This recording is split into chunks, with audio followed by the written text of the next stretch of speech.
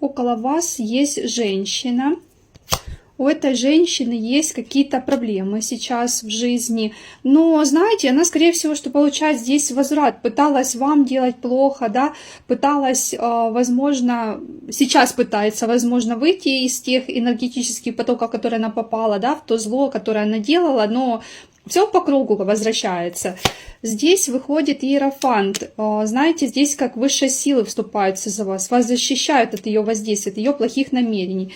Почему она желает вам зла? За какого-то мужчины.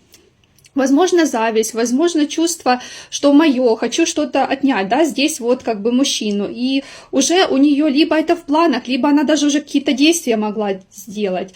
Но дальше тут все ее намерения заканчиваются, потому что будет все как по справедливости. Какая-то может тайна вам открыться. И здесь, знаете, таких ждите судьбоносных перемен, однозначно изменений. И здесь для вас в лучшую сторону, для женщины в худшую сторону, для вас только в лучшую.